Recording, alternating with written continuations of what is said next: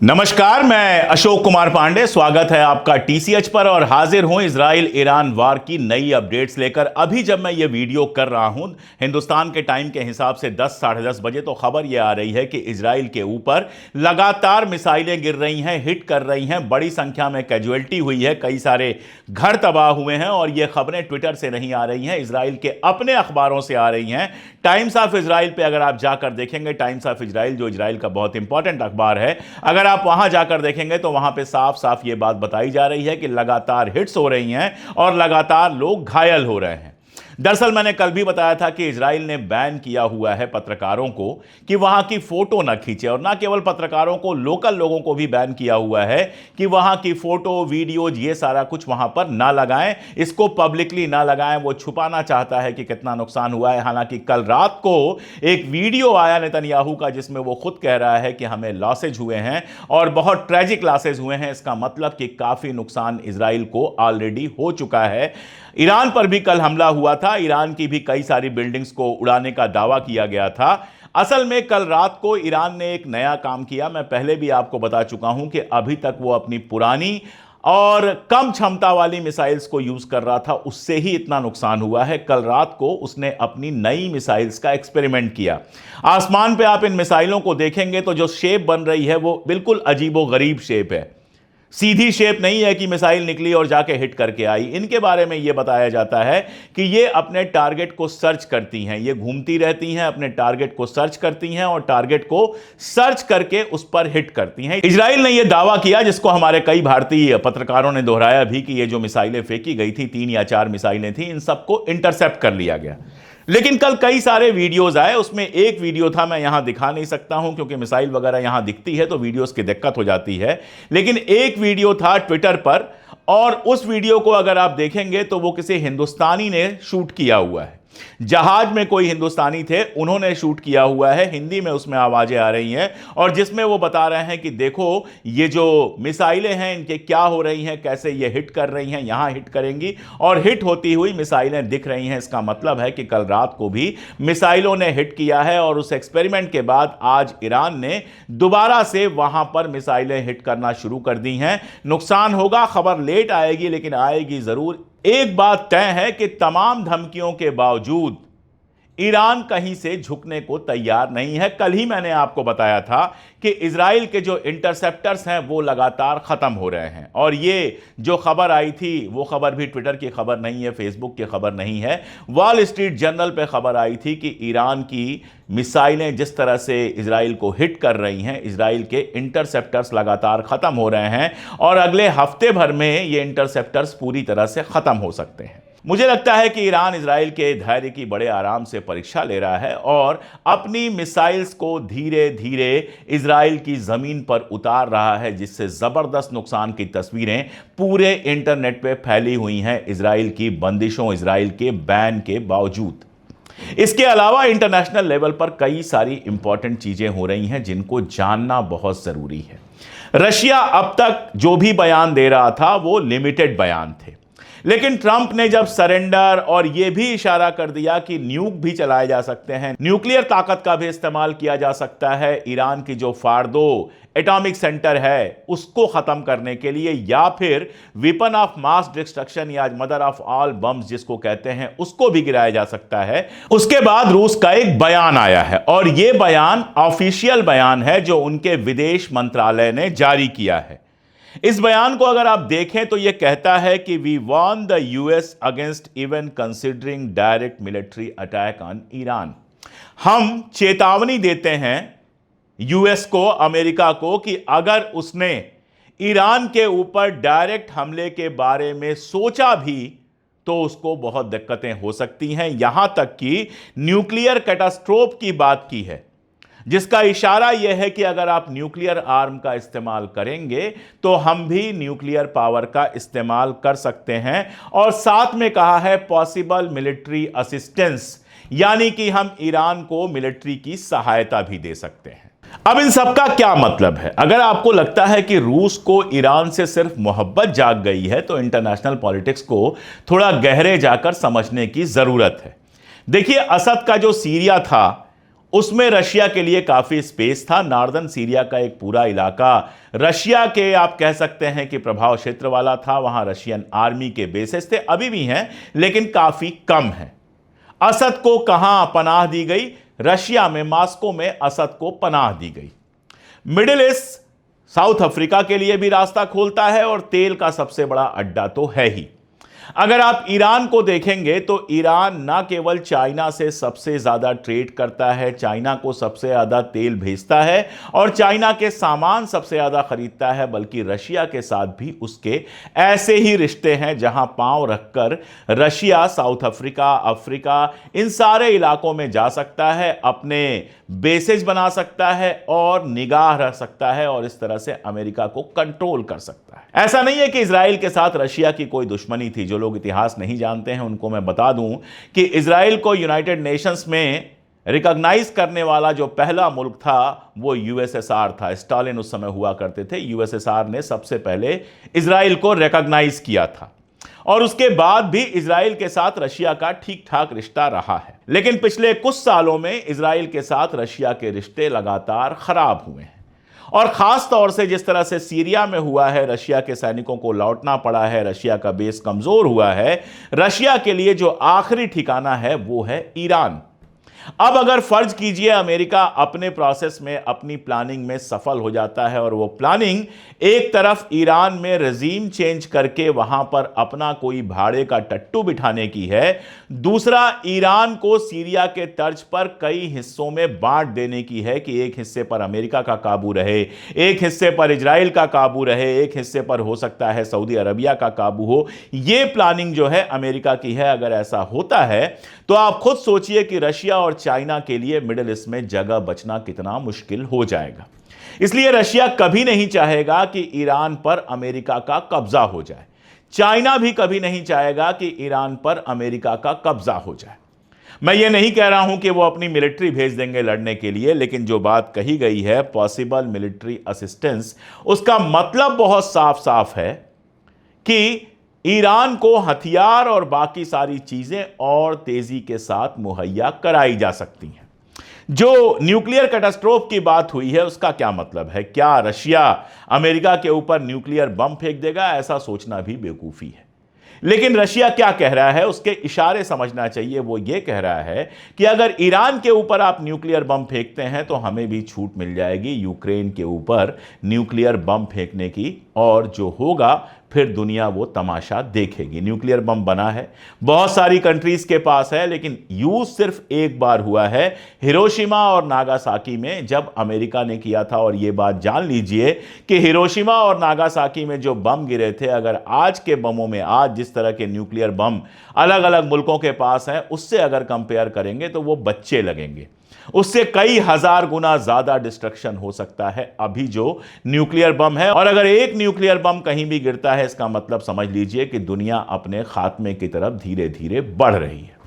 तो रशिया के ये सब कुछ कहने का मतलब बहुत साफ है और इसी रोशनी में सुना जाना चाहिए आयतुल्लाह खामनेई का वो भाषण जो कल उन्होंने टीवी पर दिया है। अमेरिका के राष्ट्रपति ट्रंप ने, जिसके बारे में मैं बहुत क्लियर हूं कि या तो वो पागल हो चुका है या तो वो इजराइल के हाथों बेबस है, उसने जिस तरह से खामनेई साहब को धमकी दी थी जान से मारने की, ये कहा था हमें पता है कि आप कहां हैं, सो कॉल्ड सुप्रीम लीडर कहा था, उसके जवाब में खामनेई ने कुछ बहुत शानदार बातें कही हैं। दरअसल खामनेई को जो लोग नहीं जानते हैं उनको थोड़ा सा ईरान की हिस्ट्री जाननी चाहिए। अब यहां डिटेल में ईरान की हिस्ट्री तो मैं नहीं बता रहा, लेकिन एक वीडियो आपको दिखा रहा हूं। खामनेई जब जवान थे, एक पब्लिक मीटिंग में वो भाषण दे रहे थे। 1985 का मेरे ख्याल से ये वीडियो है, जिस समय एक पब्लिक मीटिंग में वो भाषण दे रहे थे और उसी समय एक बम गिरा। आप इस आदमी को देखिए, बम गिरता है और वो आदमी मंच छोड़ के भागने की जगह 30 सेकंड के लिए यहां वहां देखता है और फिर अपना भाषण देना शुरू कर देता है। ये खामनेई है जो मौत सामने देखकर भी, बम सामने देखकर भी, वो जानते थे इस बात को कि यह बम उनको ही मारने के लिए फेंका गया है, उसके बावजूद 30 सेकंड के लिए अपना भाषण मुलतवी करते हैं, यहां वहां देखते हैं और फिर जहां से बोल रहे थे वहीं से अपनी तकरीर देना शुरू कर देते हैं। ये जवानी के खाम नहीं है जिनको मौत की धमकी देकर डराना चाहता है ट्रंप। और कल उन्होंने जवाब में बिल्कुल साफ कहा कि ईरान को डराने की कोशिश बेकार है। यह भी कहा कि अगर जंग बढ़ेगी तो फिर इजराइल को इसका खामियाजा भुगतना पड़ेगा। कल अमेरिका ने, ट्रंप ने यह भी कहा था कि ईरान हमारे सामने आकर गिड़गिड़ा रहा है, ईरान चाहता है कि व्हाइट हाउस में आकर उसका कोई बंदा हमसे बातचीत करे। कल यह भी ईरान ने बिल्कुल क्लियर कर दिया कि किसी ईरानी पॉलिटिशियन ने या ईरान ने कभी भी व्हाइट हाउस जाकर ट्रंप से बात करने की बात नहीं की है। यह गलत बयानी है और ट्रंप अपनी गलत बयानियों के लिए मशहूर है।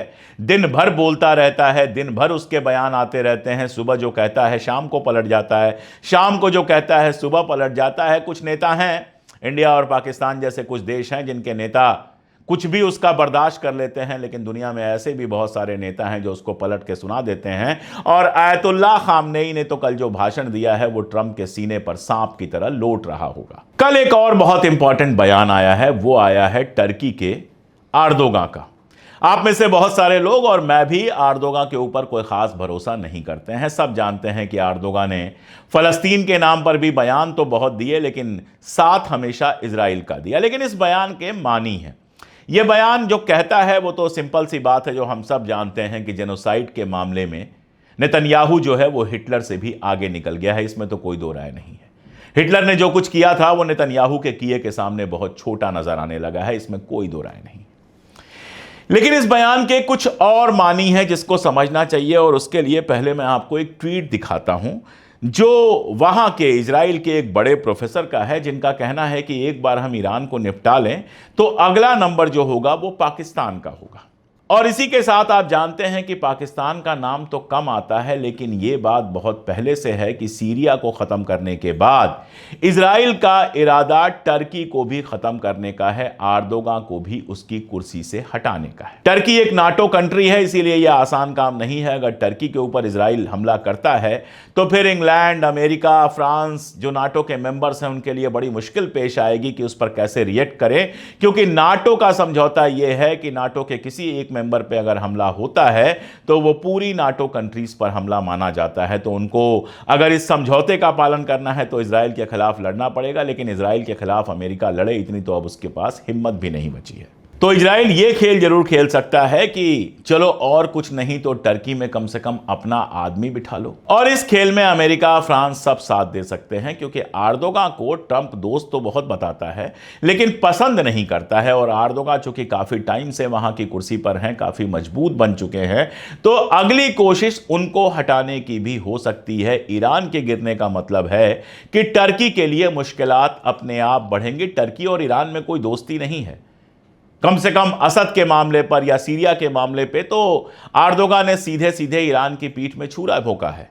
लेकिन जो पॉलिटिक्स होती है वो अपने आप में बड़ी अजीब चीज होती है, और अगर एर्दोगान के मन में ये डर सता रहा है कि कहीं ईरान निशाना बना तो अगला निशाना हम ना बन जाएं, तो ये कोई बड़ी बात नहीं है। और पाकिस्तान को तो बहुत सावधान रहना चाहिए। जिस तरह आसिम मुनीर गए हैं और नोबेल प्राइज मांग रहे हैं ट्रंप साहब के लिए, वो सब तो दिखाने की बात है, अंदर अंदर क्या बात हुई है किसी को नहीं पता। और मुझे यह लगता है कि ट्रंप ने बहुत क्लियर कहा है कि ईरान पर बयान और ईरान की मदद सोचो भी मत, इसीलिए पाकिस्तान के ईरान पर बयान आने अचानक बंद हो गए हैं। और आसिम मुनीर ने शायद कहा होगा कि पाकिस्तान के ऊपर इजराइल हमला ना करे, इसकी गारंटी दीजिए। अब ट्रंप ने गारंटी दी है कि नहीं दी है मैं नहीं जानता, कभी ना कभी वो बात बाहर आएगी। लेकिन टर्की का खतरा बहुत साफ दिखाई दे रहा है। इसीलिए ईरान का जो इस समय पूरा का पूरा एहतजाज है, ईरान का जो पूरा का पूरा प्रतिरोध है, वो केवल ईरान के लिए नहीं, पूरे मिडिल ईस्ट के लिए बहुत इंपॉर्टेंट है। और इसीलिए जब तस्वीरें आती हैं कि बंकर में भी जगह नहीं बची, लोग मेट्रो पे सो रहे हैं, लोग बस स्टैंडों पर सो रहे हैं, तो शायद ही मिडिल ईस्ट में कोई हो जिसको ये देख के चैन ना पड़ता हो, खुशी ना आती हो कि इजराइल के साथ पिछले 70 वर्षों में जो नहीं हुआ वो ईरान पहली बार कर रहा है। कभी नहीं हुआ कि इजराइल के ऊपर सीधे हमले हों, कभी नहीं हुआ कि इजराइल की बिल्डिंगें गिरें, कभी नहीं हुआ कि इजराइल के आर्मी एस्टैब्लिशमेंट के ऊपर हमला हो, कभी नहीं हुआ कि इजराइल के लोगों को पिछले 6 दिन से लगातार बंकरों में सोना पड़े और बंकरों में भी जगह खत्म हो जाए। कभी ऐसी तस्वीरें इजराइल से बाहर नहीं आई जैसी अभी दिख रही हैं। इजराइल अपनी तरफ से पूरी कोशिश कर रहा है। कल रात को ईरान के ऊपर हमला हुआ है, कई जगह नुकसान भी पहुंचा है। बताया जा रहा है कि एक वाटर प्लांट को नुकसान पहुंचा है, एक यूनिवर्सिटी के ऊपर हमला हुआ है और एक जहां से मेडिकल का सारा काम होता है वहां पर हमला हुआ है। ये सारी बातें सही हैं, लेकिन जो एक और हमला हुआ है वो इंटरेस्टिंग है। ईरान की जो टेलीविजन ईरान का है उसको हैक किया गया और उस पर अपने हिसाब से वीडियोस लगाए गए और ईरानियों से अपील की गई कि आप ईरान की गवर्नमेंट के खिलाफ सड़क पर आइए। हुआ क्या? लोग सड़क पर आए, गाड़ियों से आए, बाइक से आए, पैदल आए, लेकिन उनकी गाड़ियों, बाइकों और हाथों में जो झंडा था, जो अलम था, वो ईरान का अलम था। लोगों ने सड़क पर आकर बिल्कुल साफ कहा कि हम अपनी रजीम के साथ हैं। फिर मैं याद दिला दूं कि ईरान में 10-5% गद्दार जरूर हैं, रोज पकड़े जा रहे हैं। कल भी मोसाद के कुछ एजेंट पकड़े गए हैं, लेकिन ईरान की बड़ी आबादी, वो आबादी भी जो खामनेई से खुश नहीं थी, यहां तक कि वो महिलाएं भी जो हिजाब के खिलाफ थीं, वो भी सड़क पर आई हैं जब अपने मुल्क की बात आई है। कल आज तक की एक पत्रकार हैं अंजना ओम कश्यप, वो कह रही थी कि हिजाब के खिलाफ जो लड़कियां लड़ रही थीं उनकी आह ईरान को लग गई है। 2 सवाल मैं उनसे पूछना चाहता हूं कि फलस्तीनी जो औरतें और बच्चे मारे गए हैं उनकी आह नेतन्याहू को क्यों नहीं लगी है? और हिंदुस्तान के अंदर जिस जकिया जाफरी से उनके हस्बैंड को छीन लिया गया, जिस जकिया जाफरी के सामने उनके हस्बैंड को जिंदा जला दिया गया, उनकी आह मोदी को क्यों नहीं लगी है? हमारा गोदी मीडिया जितना गिर सकता है, शायद इजराइल के अलावा दुनिया में कहीं भी गोदी मीडिया उतना गिर नहीं सकता है।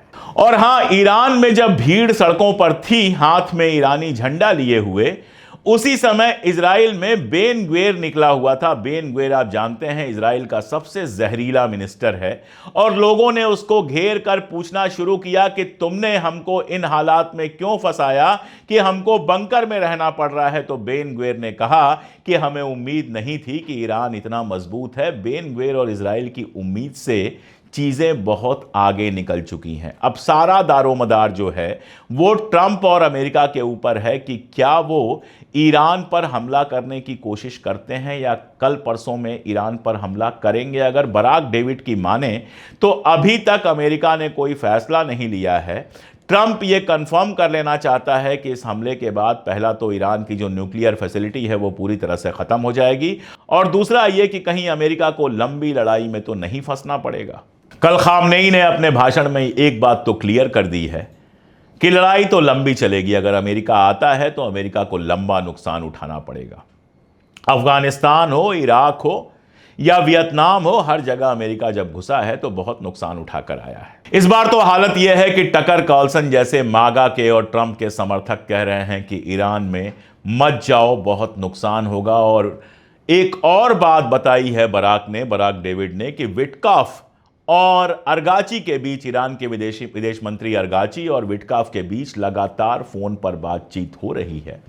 तो निकल के क्या आता है फाइनली, ये कल परसों में बिल्कुल कंफर्म हो जाएगा। अगर अगले 2-3 दिनों में अमेरिका हमला नहीं करता है तो आप ये तय मानिए कि दूसरा प्रोसेस शुरू होगा, और अगर अगले 2-3 दिनों में अमेरिका हमला करता है तो इसकी आहट, इसकी धमक सारी दुनिया में सुनाई देगी और अमेरिका को लंबे समय तक इसकी चोट महसूस करनी होगी।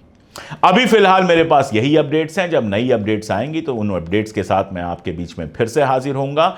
मेरी अपील पर आप लोगों ने हमारे चैनल को ज्वाइन किया है, काफ़ी लोगों ने ज्वाइन किया है, मैं उन सब का शुक्रगुजार हूं। और जिन लोगों ने अभी तक ज्वाइन नहीं किया है, मेंबरशिप नहीं ली है, उनसे फिर से ये अपील कि हमारे वीडियोस के नीचे जो ज्वाइन का ऑप्शन है उसको चेक कीजिए। इसके अलावा हमारे पिन कमेंट में या फिर हमारे डिस्क्रिप्शन में भी कई सारे लिंक्स दिए हुए हैं। आप 3 रुपए रोज से भी कम पर हमारा चैनल ज्वाइन कर सकते हैं और हमें वो ताकत दे सकते हैं जिसके भरोसे हम लगातार कैमरे और सत्ताओं की आंख में आंख डालकर सच बोल सकें। आज के लिए इतना ही, बहुत शुक्रिया।